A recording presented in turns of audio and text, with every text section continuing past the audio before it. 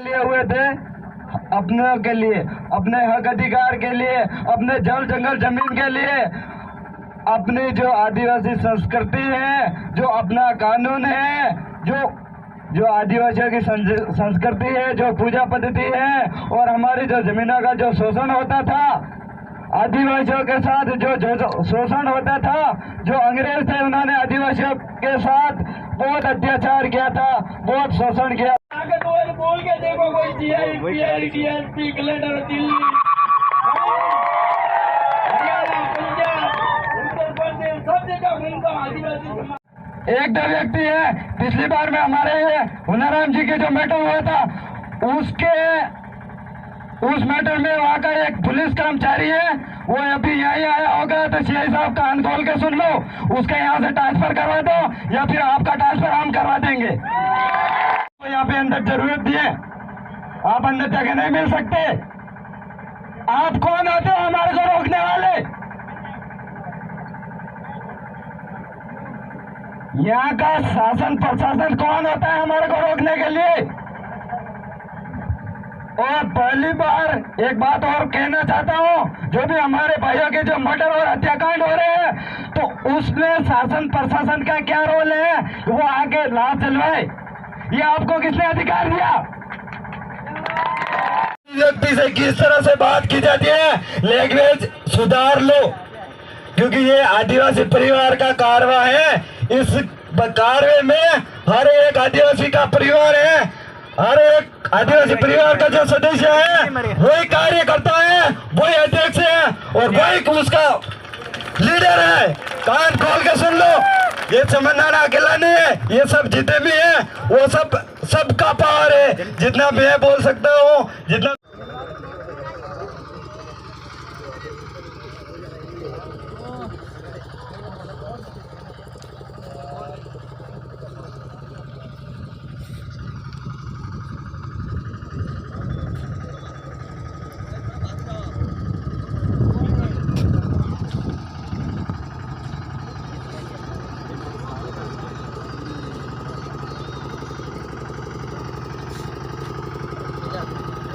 जो काल्पनिक कहानियां हैं उनके हिसाब से चलोगे। ये देश भारत के संविधान से चलता है, ये तुम्हारे कहने से नहीं चलेगा। और हम तो बोलते हैं, कल मेरे को थाने से फोन आया था, कोई गलवाड़ा थाने से मेरा फोन आया था, यहाँ पे डिप्टी साहब भी है, मैं उनको भी कहना चाहता हूँ, आपके जो कर्मचारी हैं उनको समझा दो, किसी व्यक्ति से किस समाज से बात की जाती है। अगर सही कार्यभार संभालना नहीं आता तो यहाँ से जगह खाली कर दो, यहाँ पे तुम्हारी कोई जरूरत नहीं है हमारे को। अगर आपको कुंभलगढ़ क्षेत्र में रहना है, किसी भी जगह रहना है, किसी भी ट्राइबल एरिया में रहना है, तो वहां के लोगों की इज्जत करना सीखो। ये तू तो ताता क्या होता है? हम क्या तुम्हारा गुलाम है क्या? आपको सरकार जो पेमेंट दे रही है, जो सैलरी दे रही है, वो किसके लिए दे रही है? लोगों की सेवा करने के लिए। वो कान खोल के सुन लो, हम तुम्हारे नौकर नहीं है, तुम्हें सरकार ने यहाँ पे किस लिए बुलाया है?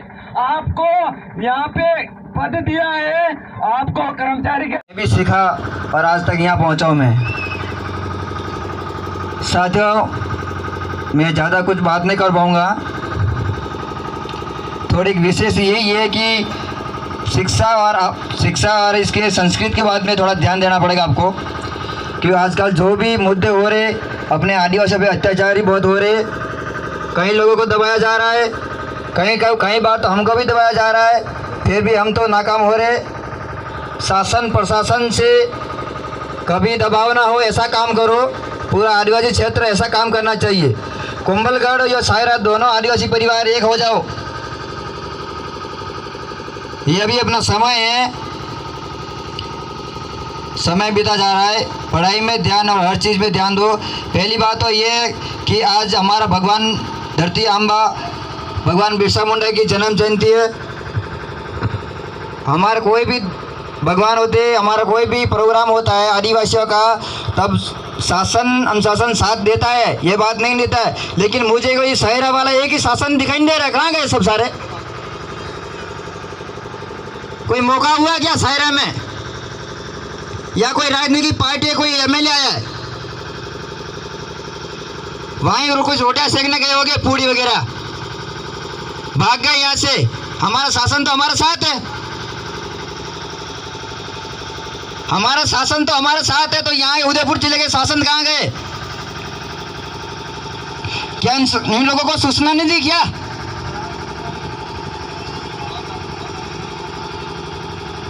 क्या शासन को सूचना नहीं दी? एडीएम साहब को नहीं दिए तो अभी बताओ, हम अभी बात करते हैं उनसे भी। शासन भी हमारा कोई कलेक्टर नहीं है, वो हमारे नौकर है, हम उनके नौकर नहीं है। क्या बात है, हम उनके नौकर नहीं है, वो हमारे नौकर है। जब बुलाएंगे तब उनको आना पड़ेगा। उन्होंने सोचा है कि तो जानवर है, बस आए छोड़े गए और मेरे को कॉल करे बोल रहे मैं 15 मिनट में वापस आता हूँ। उनकी क्या प्राइवेट नौकरी है कि सरकारी है? क्या रोटियां सेकने के लिए आते इधर?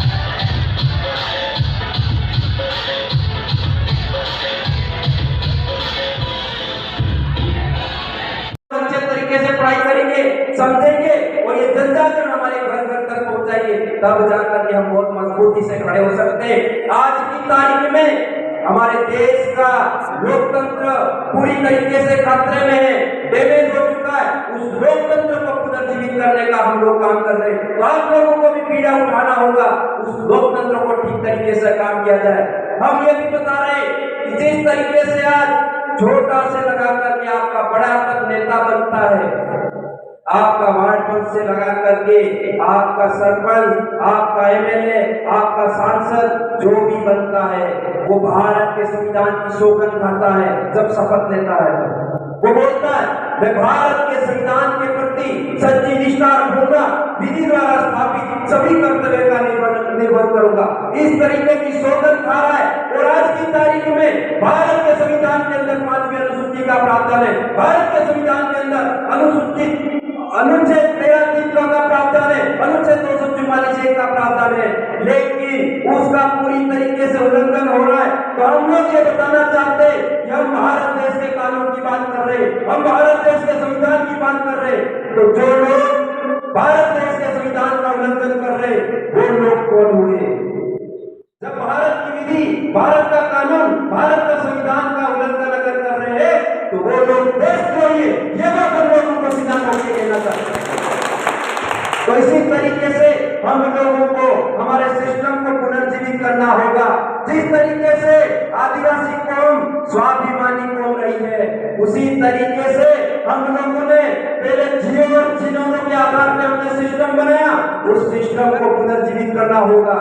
हमारे कौम ने कीड़ी को भी कभी नुकसान नहीं होना चाहिए, किसी जीव को भी कोई नुकसान नहीं होना चाहिए। इस तरीके का बहुत बड़ा नैसर्गिक सिस्टम बनाया, उसी आधार पे हम लोगों को काम करना चाहिए। हम लोग प्रकृति पूजक है, प्रकृति को मानते हैं। हम ये बात और बताना चाहते हैं कि भारत देश के अंदर 3 प्रकार की विचारधारा या 3 प्रकार की आस्थाओं को मानने वाले लोग रहते हैं। एक होता है बिल्कुल नास्तिक, एक होता है आस्तिक, एक होता है वास्तविक। नास्तिक जो किसी में विश्वास नहीं करते, एक होते आस्तिक जो आस्था में विश्वास करते हैं, एक होते वास्तविक जो वास्तविक बातों को विश्वास करते हैं। तो हम भी लोग कौन है जो वास्तविक बातों को मानते, प्रकृति को मानते, हमारे पूर्वजों को मानते, हमारे पुरखों को मानते। देश का बवंडर है, ये कान खोल के सुन लो, तुम्हारे से रोकने से ये रुकने वाला नहीं है। और जितने जितने भी तुम पार्टियों की गुलामी करते हो उन तुम्हारे सब आकाश में निकाल देना कि इस भील प्रदेश के कारण धंधे के नाम से यहाँ पे आए हुए हैं, जिन्होंने हमारे भील राज को खत्म किया है। बाहर से आए हुए जो भिखारी है, जो भीख मांगने के लिए यहाँ पे भारत में आए थे। भारत किसका है? आदिवासियों का है। और भारत इस देश का जो मूल मालिक है वो सिर्फ 8% आदिवासी है। इस देश का अगर कोई मालिक है तो वो सिर्फ और सिर्फ कौन है? आदिवासी है। आज आदिवासी जो भील राज था, भील राज था, जो एक टाइम में हमारे पूर्वज थे, जो राजा महाराजा थे, और आज मजदूर कैसे बने हम? कहाँ गया हमारा भील राज? उन नालायकों ने चल कपट से, मोह माया से हमारे भील राज को खत्म कर दिया।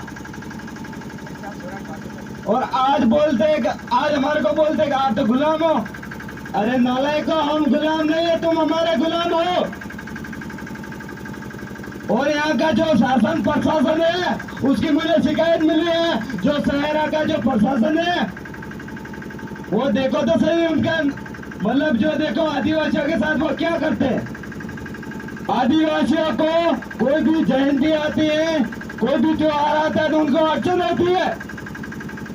क्यों होती है? अगर किसी पार्टी पॉलिटिक्स की अगर ये मीटिंग होती है, ये प्रशासन जो शहरा का है, वो गुंडा का है या उदयपुर का है, कहाँ भी हो, वो कौन होते हैं मना करने वाले? भाई आप रैली मत निकालो या प्रोग्राम मत निकालो। किसी की परमिशन मांग रहे हो, अभी मेरे से मांगो, मैंने तो आपको परमिशन।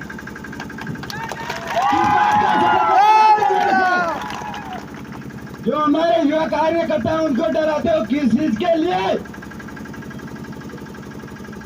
आदिवासी है, वो इस देश का मालिक है, और जो शासन प्रशासन है वो कान खोल के सुन लो। हम तुम्हारे नौकर नहीं है। तुम्हें सरकार ने यहाँ पे किस लिए बुलाया है? आपको यहाँ पे पद दिया है, आपको कर्मचारी के रूप में यहाँ पे बैठाया है, तो आप भारत का संविधान मानते हो या फिर काल्पनिक कहानियां के हिस्से, मतलब जो काल्पनिक कहानियां हैं उनके हिसाब से चलोगे? ये देश भारत के संविधान से चलता है, ये तुम्हारे कहने से नहीं चलेगा। और हम तो बोलते हैं, कल मेरे को थाने से फोन आया था, कोई केलवाड़ा थाने से मेरा फोन आया था, यहाँ पे डिप्टी साहब भी है, मैं उनको भी कहना चाहता हूँ, आपके जो कर्मचारी हैं उनको समझा दो। और नौकरी का मुआवजा तुम तुरंत ले। और नौकरी करते समय बोले कि मैं 10 ही घंटा काम करूंगा, ज्यादा नहीं करूंगा, ज्यादा करूंगा तो और टाइम लूंगा मैं। और मेरे युवा साथियों से कहूंगा, तुम आपस में झगड़ना मत और एक दूसरों से मिलजुल के रहना, यही मेरी विनती है आप सभी से। जय जोहार, जय साथियों।